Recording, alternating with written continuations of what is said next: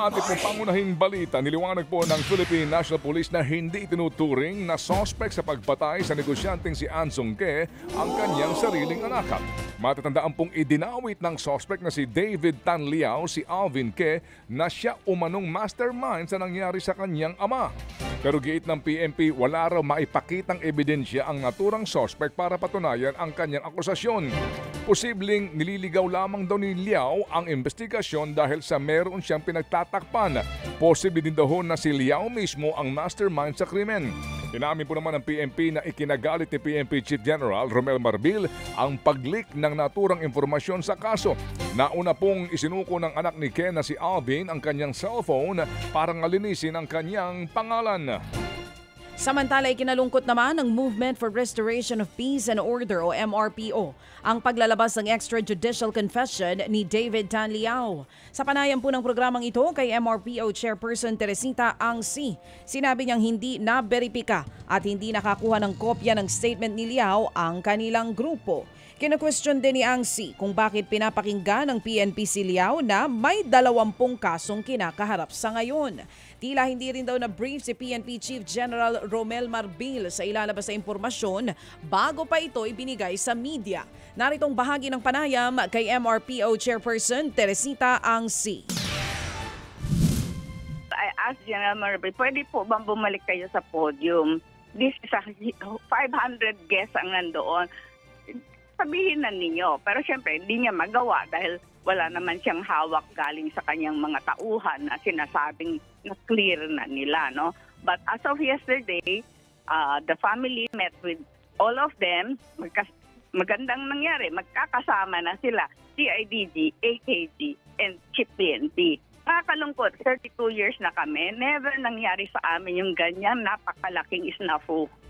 Yan nga po ang tinig ni MRPO Chairperson Teresita Angsi.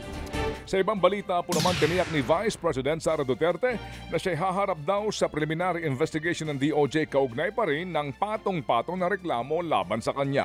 Kabilang din po sa paghahandaan ng bise ang investigasyon sa mga reklamong inciting to sedition at grave threats na isinampa ng NBI. Kaugnay yan ng kanyang ginawang pagbabanta kina Pangulong Marcos Jr., First Lady Lisa Araneta Marcos at House Speaker Martin Romualdez. Ayon po sa bise, ayos na ng kanyang mga abogado ang kanyang counter-affidavit sa mga naturang mga kaso. Naniniwala naman ang bise na may kinalaman sa kanyang pag-iendorso sa ilang pong kandidato ang naturang kaso. Kaya gusto hong paimbestigahan ni Pangulong Bongbong Marcos ang prime water. Nagsalita na rin po naman ang bise kaugnay po naman ng umano'y memo sa pagpapalit ng liderato sa Kamara. Itinanggi na po ng palasyo ang memo pero ayon kay VP Sara na damage has been done dahil hindi na daw mapapalitan pa ang perang nawala sa katiwalian. Tikom naman ang bibig ng palasyo kaugnay po sa posibleng pag-aresto ng ICC kay Vice President Sara Duterte.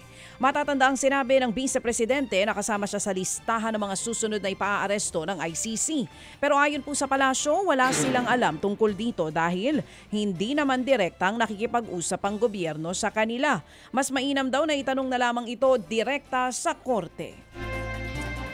Samantala po naman nangunguna ang isyu sa pagkain at trabaho sa mga isasalang o isasaalang-alang ng mga Pilipino sa pagboto sa darating na halalan. Ayon po sa ginawang survey ng SWS, 93% o siyam sa kada 10 Pilipino ang nagsasabing iboboto nila ang kandidato kung kasama sa plataforma niya ang trabaho at pagtugon sa issue ng food security daw. Kasama rin po sa isinasaalang-alang ng mga botante ang issue sa kalusugan, karapatan ng mga manggagawa at OFWs at ang pagbabawas ng kahirapan. Pati na ang presyo po ng mga bilihin, access to quality education, maging climate change at paghahanda sa tuwing merong sakuna.